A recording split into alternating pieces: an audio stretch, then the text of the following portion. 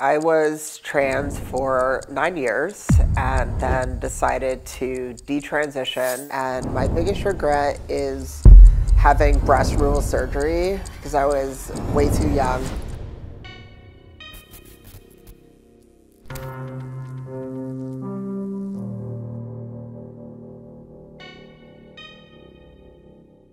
I was raised in a very conservative area with very strict definitions on what it meant to be a man or a woman. And I always saw women as very weak, submissive people. Not in like a conscious way, more of like a subconscious thought on what women should and shouldn't do, and just very much look down on women as a whole because I saw how much more respect men were getting. You know, I hated women, unfortunately. I hated myself for being a woman. I was about 17-ish when I decided, well, not really decided to change my gender, just kind of started questioning. But I wasn't really sure if that's what I wanted, but then I met a bunch of older people who were like 30 plus, who were like, I was explaining how I was feeling, and they were like, oh, you're transgender, you're a man. And I was like, oh, okay. I mean, I didn't have a community, I didn't have a family. And that's when I found these older adult trans people, and they kind of made me feel like I had a family again, like a sense of community.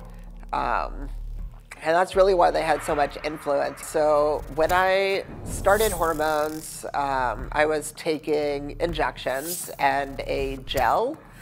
And the gel you rub in the armpit twice a day, and the injection is once every 2 weeks. That's how I started.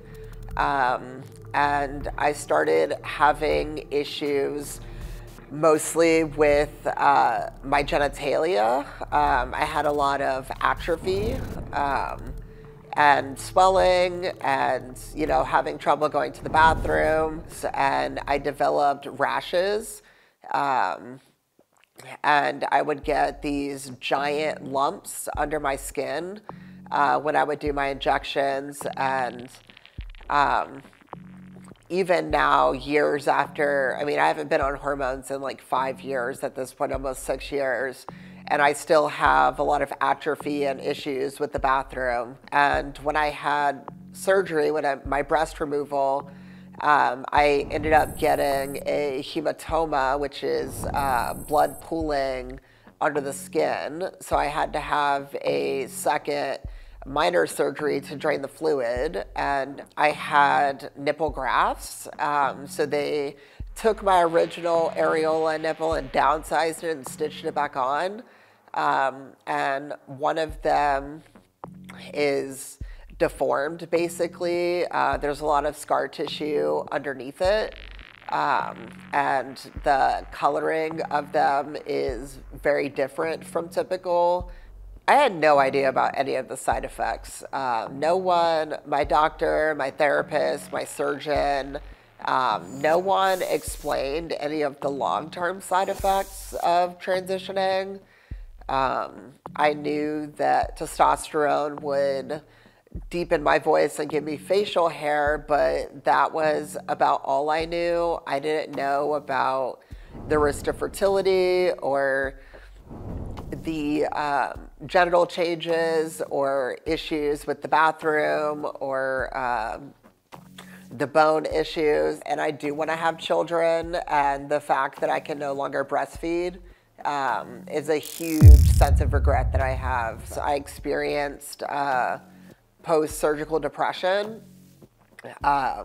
which is when I had a lot of regret immediately after surgery about what I did.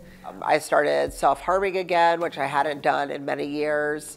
And in 2020, right before, like a year before I decided to detransition, I tried to kill myself and was almost successful. I put myself in a coma for 4 days, taking pills, and After I woke up from the coma was when I kind of accepted that something had to change. But if you say you want to detransition and reverse some of those changes, they won't cover any of it. You have to pay out of pocket. Getting like laser hair removal, which is very expensive and not covered by insurance. But hair removal to have gender affirming surgery is covered by insurance. Breast removal is covered by insurance, but breast reconstruction is not covered by insurance. Like, you can get all of these transition related costs covered by insurance, and you know, the doctors will judge you and kind of not give you any information, and you know, they make it seem like it's just impossible. You know, I had one therapist who stopped seeing me after I told her I wanted to detransition.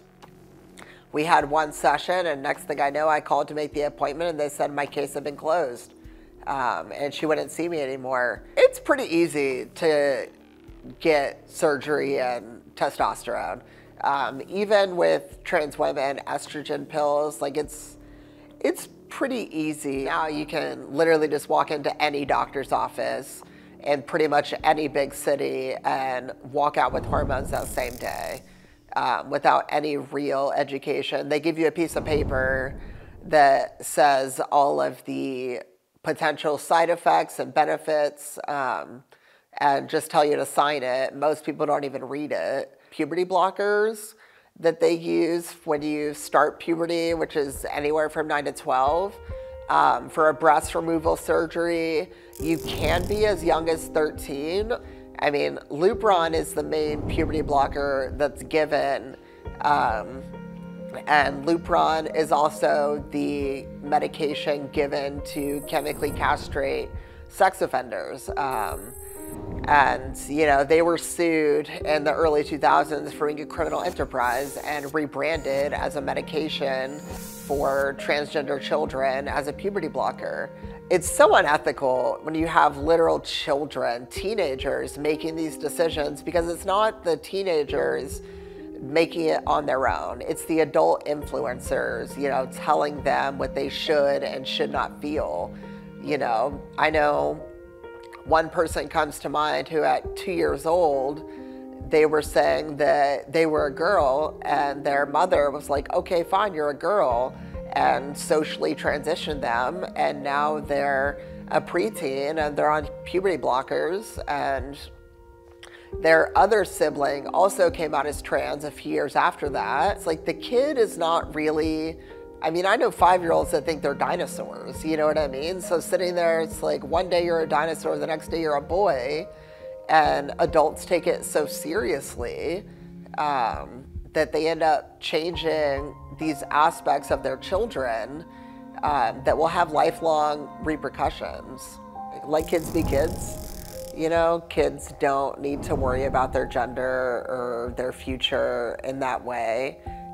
Just let them live their life and stop pushing an agenda on them about affirm, affirm, affirm. You know, just let them live.